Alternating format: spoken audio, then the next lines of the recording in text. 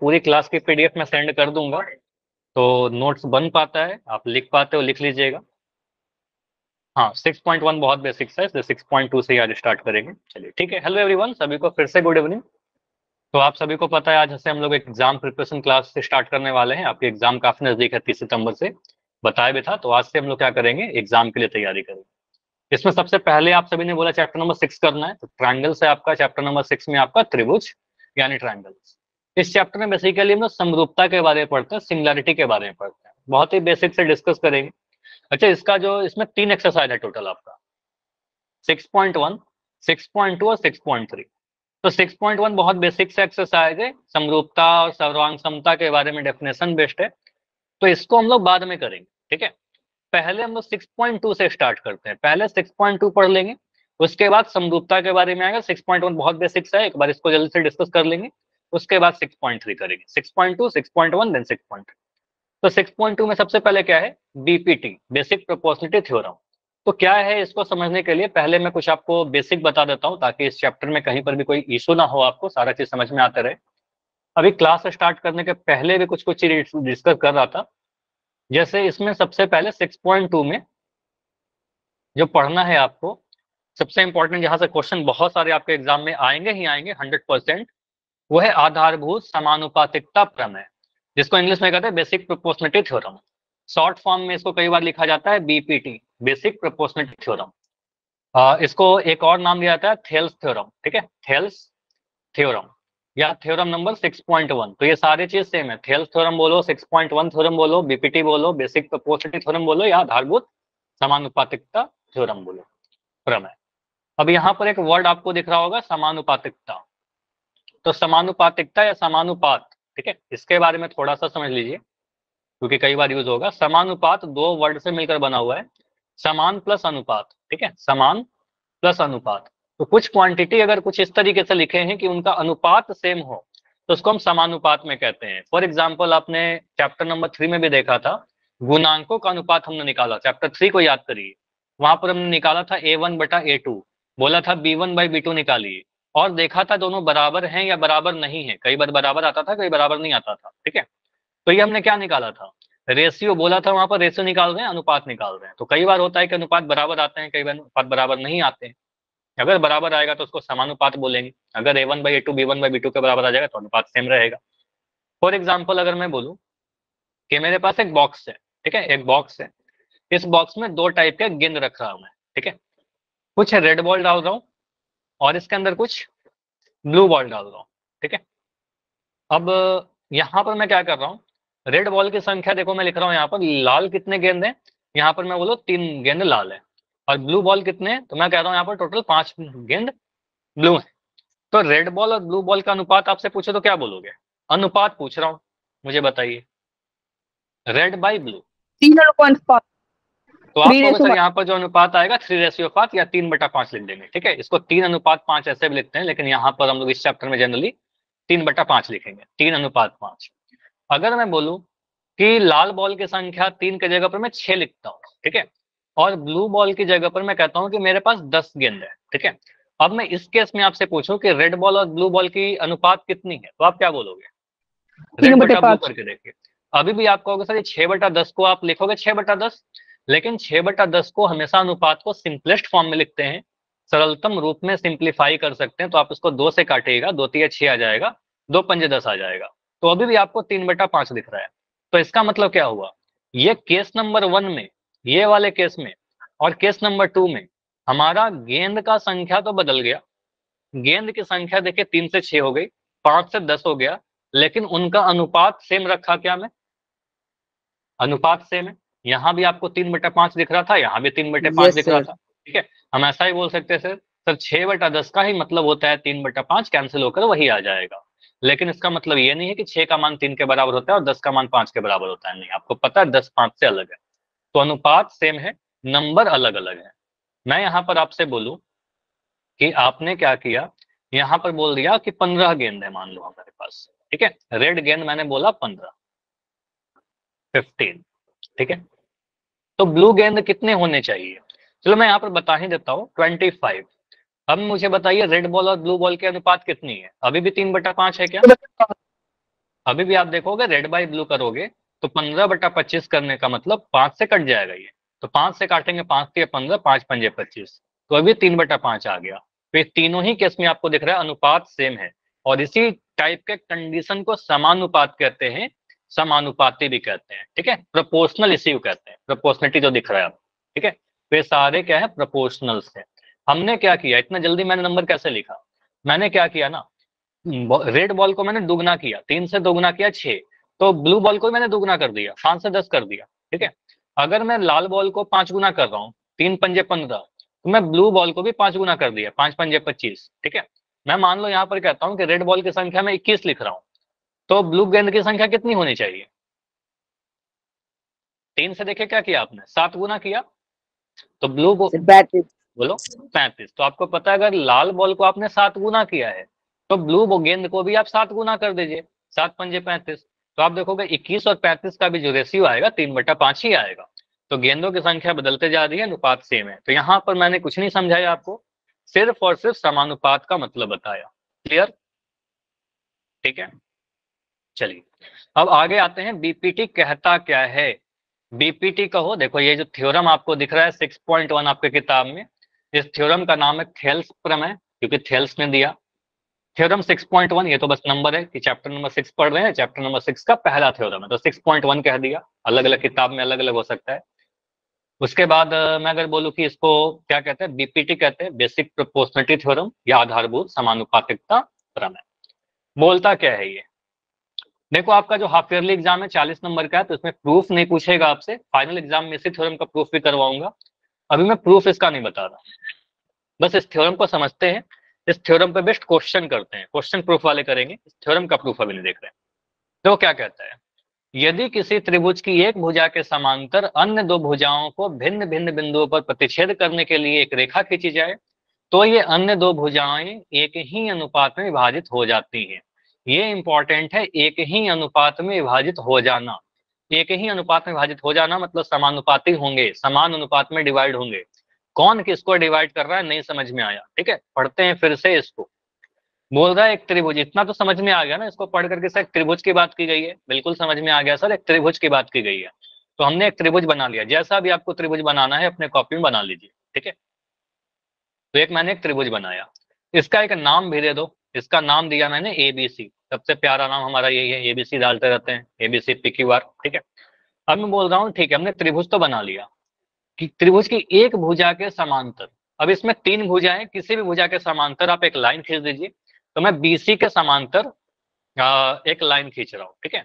तो मैं बीसी के समांतर लाइन खींच रहा हूँ, तो बीसी के समांतर, आधार के समांतर एक लाइन खींच दिया, ठीक है, और इसका नाम दे दिया PQ। अब मुझे बताओ, ये जो BC लाइन है, जो मैंने PQ लाइन जो है, जो मैंने आधार के या BC के समांतर खींचा है, ये जो मैंने बीच में तीर बनाया ना, इसका मतलब कि समांतर है। ये दोनों, ये लाइन PQ क्या AB और AC अन्य दो भुजाओं को बिंदु P और Q पर काट रहे हैं क्या?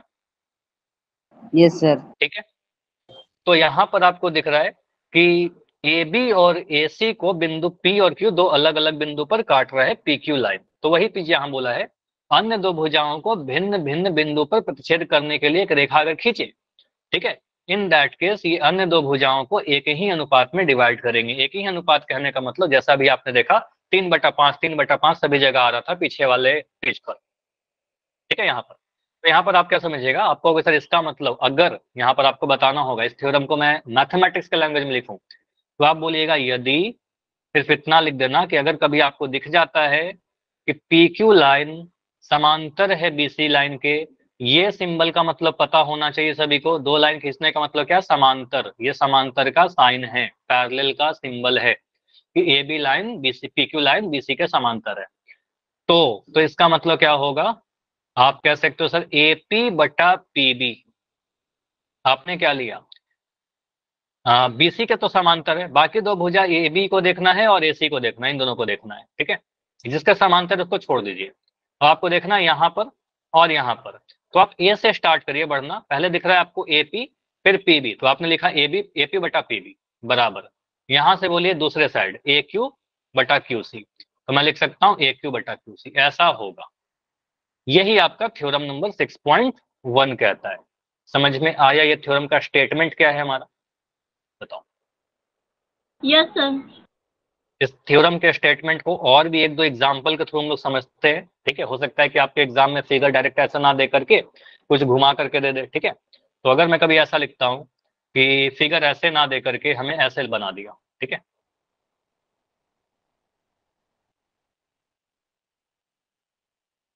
बस मुझे बताइए कि यहाँ पर हम लिख क्या सकते हैं। अगर मैं ऐसा समांतर लाइन खींच दिया, ठीक है, मैं बोल रहा हूँ ये वाला साइड और ये वाला साइड समांतर है, फिगर तो कैसे ही बन सकता है।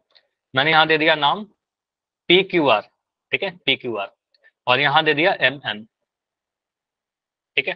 तो यहाँ पर हम क्या लिख पाएंगे बीपीटी के अकॉर्डिंग। सबसे पहले तो आप बोलिएगा, देखो मैं यहाँ पर एक चीज लिख रहा हूँ कि सर एम एन जो होगा वो पैरेलल होगा। एक सेकंड, एक सेकंड, पहले मैं यहाँ पर लिख दे रहा हूँ कुछ चीजें।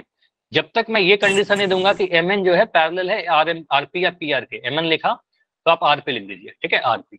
ये मैंने दे दिया कि ये दिया गया है एम एन आरपी के समांतर है। अब मुझे आगे बताइए कि आप क्या लिखोगे, तो क्या होगा, आप बोलिए। हमें क्या दिख रहा है, ये दोनों समांतर है। तो जो डी एन है वो एन क्यू के वो होगा अनुपात में होगा, और जो आर एम होगा वो एम क्यू के अनुपात में होगा, सामने, ठीक है। बराबर में।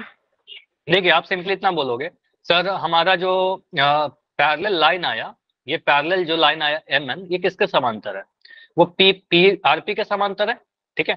अब बच क्या गया हमारा, ये वाला साइड बच गया और एक ये वाला साइड बच गया, ठीक है। तो यहां से आप सिंपली क्या लिखोगे, क्यू से स्टार्ट करिए आप लिखना, पॉइंट क्यू से स्टार्ट करिए।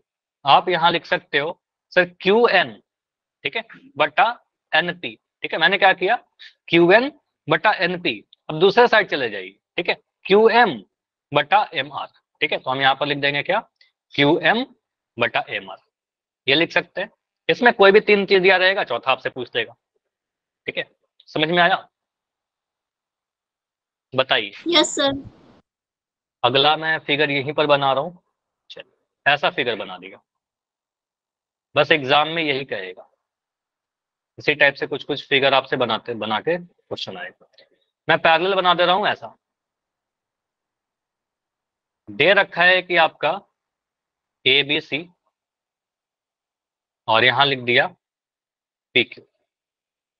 दे रखा है कि पी क्यू जो है समांतर है एसी के, इस बार बोल रहा है कि पी क्यू जो है वो पैरेलल है एसी के, ठीक है। तो यहां पर आप अपने अपने कॉपी में लिख के बताओ क्या लिखोगे आप। बीपी बटे एपी इक्वल टू बीक्यू बटे क्यूसी। नाइस। तो आप यहाँ पे क्या करिएगा ना, आप कहोगे सर ये दोनों साइड समांतर है पैरेलल है, तो आप बी से स्टार्ट करिए बढ़ना, इस चोटी से, ठीक है। यहाँ से आप बढ़ना स्टार्ट करोगे, बीपी दिखा और बीपी के बाद पीए दिख गया, ठीक है। तो आप कहोगे सर बीपी बाई पीए ये किसके बराबर होगा, पी क्यू बी क्यू बटा क्यू सी के बराबर, बी क्यू बटा क्यू सी से, ठीक है। मुझे बताओ क्या हम यहाँ पर ऐसा बोल सकते हैं क्या कि बीपी जो होगा सर बी क्यू के बराबर होगा, दोनों आपस में बराबर होंगे। No sir. नहीं, बराबर नहीं होगा, उसका अनुपात बराबर होगा। मैंने बोला था गेंद बराबर नहीं है, ठीक है, नंबर बराबर नहीं है, और उनका अनुपात बस बराबर रहेगा, ठीक है। तो यहाँ पर से चलो इसके बाद मैं ऐसा भी लिख सकता हूँ क्या कि बीपी इंटू क्यू सी बराबर P A into B Q, ऐसा लिख सकते हैं क्या, क्रॉस मल्टीप्लाई कर दिया मैंने, ठीक है। Yes sir. कर सकते हैं, क्रॉस मल्टीप्लाई कर सकते हैं, जरूरत पड़ेगा तो बिल्कुल ऐसा करेंगे, ठीक है, जरूरत पड़ेगा ऐसा करेंगे। अभी के लिए इसको मिटा दीजिए, कोई नीड है नहीं, ठीक है। तो ये थ्योरम पहला कहता है। इस पर मैं एक दो क्वेश्चन पूछता हूँ, मुझे बताइए अगर ऐसा क्वेश्चन आपके सामने ले दे। बहुत ही सिंपल सा डेटा का क्वेश्चन दे रहा हूँ। एक त्रिभुज बना दिया, थोड़ा कैलकुलेटिव क्वेश्चन आपके एग्जाम में इससे आ सकता है, डेसिमल वाला। अभी के लिए ये क्वेश्चन पहला तो इसमें इजी पूछ रहा हूँ। यहाँ पर मैंने दे दिया पी क्यू, भुजाओं का लंबाई दे रखा है 3 सेंटीमीटर, यहाँ पर 5 सेंटीमीटर, यहाँ बोल रहा है 6 सेंटीमीटर, आपसे बोल रहा है क्यूसी की लंबाई बताइए। इतना अगर फिगर बनाकर आपसे पूछेगा ना, आप बोलना कि नहीं बता, लेकिन अगर इतना बोल दे कि पीक्यू जो है समांतर है बीसी के, अगर ऐसा बना दे तो आप आंसर बता सकते हो आप, ठीक है। तो यहाँ पर जरूरी है ये बोला जाए कि क्वेश्चन में दे 10। दिया सर पीक्यू जो है 10 आएगा, पीक्यू जो है समांतर अगर बीसी के, ठीक है, तो आप लिखिए और आंसर बताइए। एक तो आंसर 10 आ गया। 10 क्या? 10 किलोग्राम, 10 वाट, 10 सेंटीमीटर। 10 सेंटीमीटर, बढ़िया। तो यहाँ पर आप क्या बोलोगे? इस त्रिभुज में क्या दिख रहा है सर? पी क्यू समांतर है बीसी के। पी क्यू जो है समांतर है बीसी के। तो ये बाकी जो ये त्रिभुज के बाकी जो भुजाएं हैं ए बी और ए सी को पी और क्यू पर काट रहा है, पी और क्यू पे काट रहा है। तो सीधे हम यहाँ पर लिख सकते हैं कि अगर पी क्यू बी सी के समांतर है तो थेल्स थ्योरम से, according to Thales theorem, Thales प्रमेय से ए पी बटा पी बी, एक नंबर में भी आ सकता है ये क्वेश्चन, ए क्यू बटा क्यू सी, ऐसा लिख सकते हैं। यही था हमारा।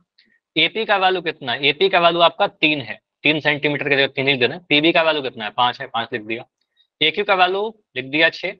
और क्यूसी का वैल्यू कितना है? क्यूसी का वैल्यू नहीं पता तो क्यूसी की जगह क्यूसी लिख दो, चाहे क्यूसी की जगह पर एक्स लिख दो, कुछ भी आप लिख सकते हो। यहां से आप क्रॉस मल्टीप्लाई करिएगा तो आपको क्या दिखेगा? QC into 3 is equal to 5 into 6। Cross multiply कर दिया, ठीक है। आपको पता है हम इसको ऐसे मल्टीप्लाई कर सकते हैं, 3 को क्यूसी के साथ और 5 को 6 के साथ क्रॉस मल्टीप्लाई तो करते ही, ठीक है। यहाँ से क्यूसी का वैल्यू कितना आ जाएगा? क्यूसी का वैल्यू 10 सेंटीमीटर। 3 से काटा 2 बार में और यहाँ से आ गया 10। तो सारे सेंटीमीटर हैं तो क्यूसी का वैल्यू भी 10 सेंटीमीटर ही आ जाएगा। तो क्यूसी का वैल्यू 10 सेंटीमीटर आ गया, ठीक है। तो क्यूसी कितना आ गया? 10 सेंटीमीटर। इसी क्वेश्चन में आपसे अगर मान लो पूछ लेता कि मुझे बताइए एसी की लंबाई कितनी है, पूछा जा सकता है। तो एसी का लंबाई निकालने के लिए कोई नया थ्योरम थोड़ी आएगा, आप क्यूसी निकालिए। और जब आपने क्यूसी निकाल दिया तो एसी भी बता सकते हो। एसी बताओ कितना होगा? फिगर को देखिए, ज्योमेट्री में फिगर बहुत इंपॉर्टेंट है। एक्यू और क्यूसी को जोड़ देंगे तो एसी आएगा कि नहीं आएगा? मैं बोल रहा यस हूँ सर। कि इतना आपका 6 सेंटीमीटर है, इतना आपका 10 सेंटीमीटर, पूरा कितना हो जाएगा? 10 + 6, ठीक है। तो आप बोलेंगे इसको जोड़ दीजिए सर, तो ये कितना आ जाएगा? 6 + 10, यानी आपका 16 सेंटीमीटर आ जाएगा, ठीक है। अब एग्जाम में हो सकता है आपसे एसी पूछ ले, हो सकता है आपसे क्यूसी पूछ ले। अगर एसी भी पूछेगा तो आप क्यूसी ही निकालिएगा, ठीक है। समझ में आ गया ये वाला क्वेश्चन? Yes sir. चलो, तो अगला क्वेश्चन करिए। ये तो मैंने बता दिया ना। अगला क्वेश्चन में मैं आपसे ये पूछ रहा हूँ, एक फिगर आपको दे रखा है, इसमें हो सकता है थोड़ा, अच्छा मुझे बताओ, ये सभी को पता है, तो मैं लिखता हूँ 2.5 बाई 7.5। इसको आप सिंप्लीफाई कर लोगे सभी लोग? डेसिमल वाला पता है ना? अगर ऊपर और नीचे की यस सर। संख्या में सेम पॉइंट है, सेम अंकों के बाद डेसिमल है, तो यहाँ पर तो सीधे डेसिमल से डेसिमल आप उड़ा सकते हो, ठीक है। सीधे कैंसिल हो गया, क्योंकि पहले वाले ऊपर वाले नंबर में पॉइंट के बाद एक ही संख्या है, यहाँ भी पॉइंट के बाद एक ही संख्या है। हुआ क्या है बेसिकली, डेसिमल को आप कन्वर्ट करोगे तो यहाँ पर आपका आ जाएगा ऊपर में 10, ये इसको हटाओगे नीचे में 10 आ गया, ठीक है। इस पॉइंट को हटाए, ऊपर में 10 से गुना किया, ऊपर वास्ते नीचे में 10 से गुना किया, 10 से 10 कट गया आपका 25 या 75 आ गया। सीधे भी आप ऐसे हटा सकते थे, ठीक है। तो ये सारी चीज आप 1/3 बिल्कुल सही कह रहे हो। तो ऐसा ही कुछ क्वेश्चन आ सकता है आपका, फिगर में बना दे रहा हूँ। देखिए आपके पास बस डेटा में लिख रहा हूँ। एक ट्राइंगल दे दिया गया, नाम दे दिया ए बी सी और यहाँ लिख दिया डी। क्लियर क्लियर बोल दिया गया कि डी जो है समांतर है आपका, डी समांतर है बीसी के, डी समांतर है बीसी के। कुछ कुछ चीज यहाँ पर लिख दिया गया। ए बी का जो वैल्यू है वो बोल रहा है 5.6, ठीक है, 5.6 सेंटीमीटर। एडी का वैल्यू दे रखा है, एडी का वैल्यू कितना है आपका? 1.4 सेंटीमीटर। यहाँ पर एसी का वैल्यू दे रखा है, एसी का वैल्यू कितना है आपका? 7.2 सेंटीमीटर। और एई का वैल्यू दे रखा है, एई का वैल्यू आपसे पूछ रहा है। चलो एई का वैल्यू, एसी दे दिया ना, यहाँ पर एसी दे रखा है। नहीं नहीं, यहाँ पर ही तो मैंने क्वेश्चन ही गलत आपसे पूछ लिया, ये क्वेश्चन डिफरेंट है। चलो ये मैं डेटा बदल दे रहा हूँ। यहाँ पर आपका दे रखा है 1.9 सेंटीमीटर, ठीक है। चलो ऐसे एडी का वैल्यू दे रखा है, अब लिखिए एडी का वैल्यू रखा है 1.9 सेंटीमीटर। यहाँ पर आपका है डीबी का वैल्यू, डीबी का वैल्यू है 5.7 सेंटीमीटर, ठीक है। ईसी का वैल्यू दे रखा है 6.9 सेंटीमीटर। आपसे पूछ रहा है एसी का वैल्यू बताइए, ट्राई करो, ट्राई।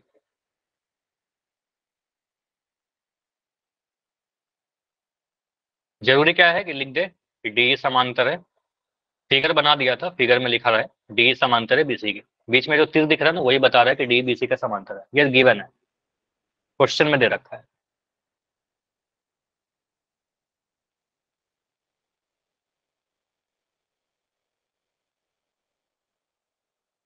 अगर डी बीसी का समांतर है तो हम एक रेशियो लिख सकते हैं यहाँ पर, जो आप लिख सकते हो उसको लिखिए, जिसका वैल्यू पता है उसका वैल्यू डालिए, आंसर आ जाएगा। ये मैं सोचो कि एसी कैसे निकलेगा, एसी तो हमारे थ्योरम में नहीं आ रहा।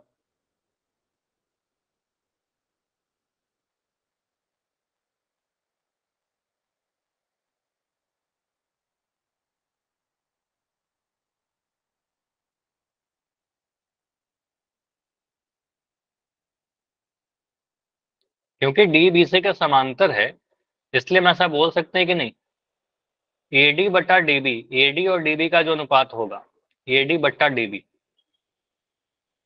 वो अनुपात ए बटा इसी के बराबर होगा। इतना तो लिख सकते हैं, अगर इसी निकल जाएगा तो ऐसे भी निकल जाएगा, जिसका जिसका वैल्यू दिया है डालिए।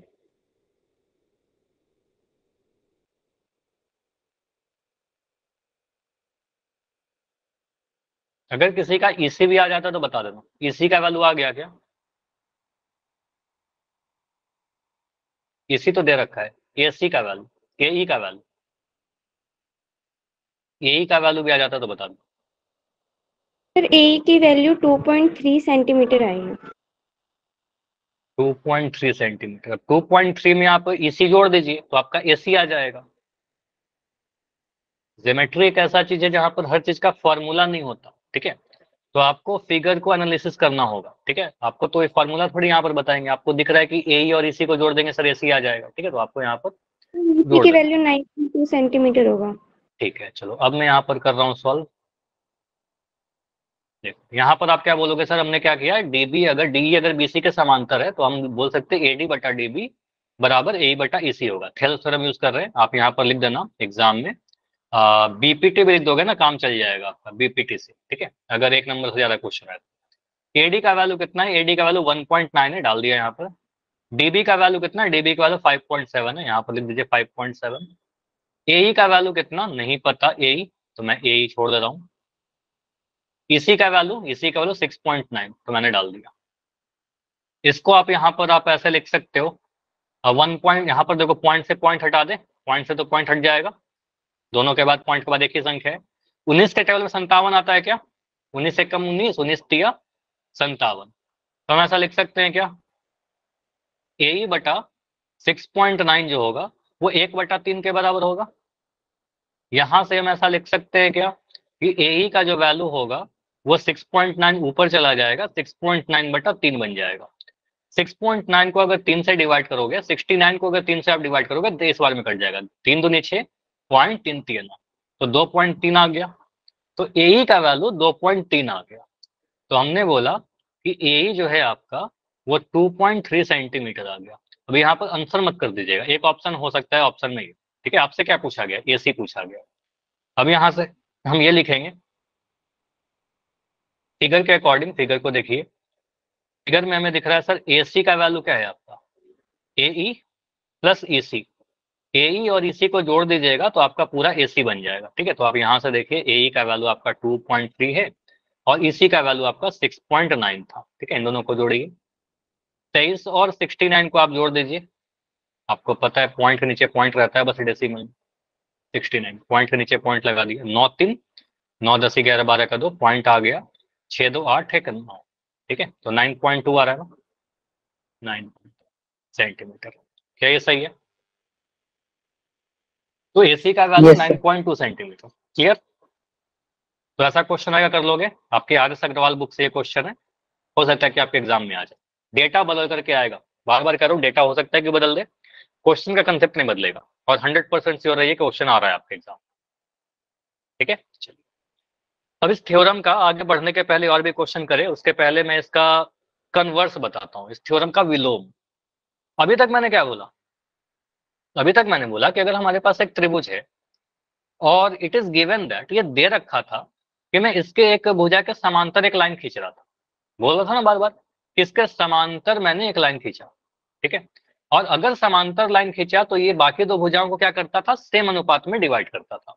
मतलब हम अगर यहाँ पर वैल्यू दे दे ए बी सी डी, तो आपने क्या बोला, अगर सर ये दोनों लाइन पैरेलल है, अगर लाइन पैरेलल है तो आपने बोला ए बटा बी जो होगा वो सी बटा डी के बराबर होगा, यही बोल रहे थे क्या हम लोग। अगर लाइन पैरेलल है तो बाकी दो भुजाओं को समान अनुपात में बांटेगा। लेकिन अब इसका उल्टा कहता है थ्योरम, इसका विलोम जो है वो क्या कहता है, इसको पढ़िए 6.2 नंबर थ्योरम। यदि एक रेखा किसी त्रिभुज के दो भुजाओं को एक ही अनुपात में विभाजित करे, अब देखो इसका उल्टा है, दिया दूसरा चीज है। यदि एक रेखा किसी त्रिभुज के दो भुजाओं को एक ही अनुपात में विभाजित करे तब क्या होगा, ये तीसरी भुजा के समांतर होगा। तो जो दिया गया था वो प्रूफ में आ गया और जो प्रूफ करना था वो दे रखा है, ठीक है। तो यहाँ पर इसका कन्वर्स कहते हैं कि सर अगर कभी ऐसा हो कि हमें प्रूफ पूछ ले, ऐसा कुछ बना दिया जाए, पी क्यू आर या एबीसी लिख दो, एबीसी, और यहां पर मैंने क्या किया, एक लाइन बनाया डी।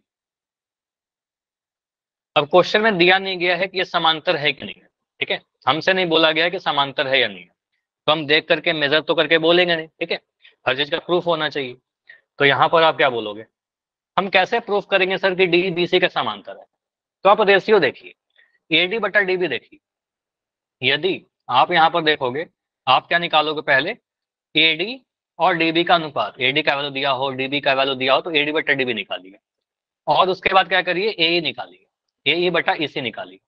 तो एई को इसी के बराबर, ई को इसी से डिवाइड करके चेक करिए, जैसे हम लोग A1/A2 B1/B2 चेक करते थे, गुणांकों की तुलना करते थे, यहाँ पर वही काम करिए, एई को डीबी से डिवाइड करके देखो, एई को इसी से डिवाइड करके देखो, अनुपात निकालो। अब ये दो ही चीज हो सकता है, या तो सर बराबर आएगा या तो बराबर नहीं आएगा, यही होगा ना कि दोनों आपस में बराबर हो जाए या फिर बराबर नहीं हो। अगर बराबर आता है, अगर AD by DB AE by EC के बराबर आता है, तब हम क्या बोलेंगे, तो क्या होगा, कौन बताएगा, तब डी बीसी के समान, हाँ डी पैरेलल हो जाएगा बीसी के। तो हम बोल देंगे यहाँ पर कि सर अगर ऐसा है तो डी पैरेलल हो जाएगा बीसी के, और अगर बराबर नहीं आएगा तो बोलना डी बीसी के समांतर नहीं है, ठीक है। तो आपको चेक करने के लिए बोल सकता है कि चेक करिए समांतर है कि नहीं, ठीक है। तो आप स्केल लेकर मेजर तो नहीं करोगे, ठीक है, तो आपको रेशियो देखना होगा। तो थ्योरम 6.2 का तो प्रूफ कभी नहीं पूछता आपके एग्जाम में, चाहे फाइनल एग्जाम हो चाहे हाफ ईयरली हो, तो ये थ्योरम डायरेक्ट आपको याद रखना है। चलो एक क्वेश्चन मैं दे रहा हूँ, मुझे चेक करके बताओ, जैसे कि मैं ऐसे लिख देता हूँ,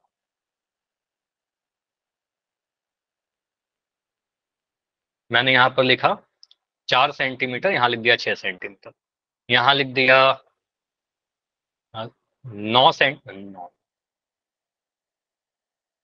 8 सेंटीमीटर, और यहाँ लिख दिया 12 सेंटीमीटर, ठीक है। अब मैं बोल रहा हूँ कि चेक करो अगर ऐसा कुछ है, ठीक है, पी क्यू लिख दिया, ए बी लिख दिया, क्या पी क्यू जो है बीसी के समांतर है या नहीं है? Sir P Q B C के समांतर है। कैसे पता चला? इनको रेशियो से, रेशियो से। आप बोलोगे यहाँ पर क्या करना है सर, सारा वैल्यू तो दे रखा है, हम अनुपात निकालेंगे। आप सबसे पहले एपी बटा पीबी निकालिए, एपी बटा पीबी निकालिए। तो एपी बटा पीबी कितना आ रहा है, एपी का अनुपात पीबी के साथ, तो 4/6, 4/6 कितना आ जाएगा, 2/3 आ गया, ठीक है, 2/3 आ गया। और अगर मैं ए क्यू बटा क्यू से लिख रहा हूँ, तो ए क्यू बटा क्यू से कितना आ जाएगा, 8/12, और ये भी 4 से कट जाएगा, 4 दूनी 8, 4 3 12। तो आपको दिख रहा है सर ये भी 2/3 आ गया। तो हमें क्या दिख रहा है कि सर एपी बाई पीबी ये आ रहा है ए क्यू बाई क्यू सी के बराबर, ठीक है। तो हमें दिख रहा है इधर का अनुपात इधर के अनुपात के बराबर है, मतलब एक लाइन ऐसा खींचा गया है जो इन दोनों भुजाओं को एक ही रेशियो में डिवाइड कर रहा है। तो वो कौन करेगा, समांतर रेखा ही कर सकता है। तो आपको sir in that case P Q जो होगा बीसी के समांतर हो जाएगा। तो हम कहेंगे सर पी क्यू बिल्कुल बीसी के समांतर है, यस, ठीक है, समांतर होगा। अगर मान लो बराबर नहीं आता तो कहता समांतर नहीं है, तो चेक करने के लिए क्वेश्चन पूछ सकता है, ठीक है।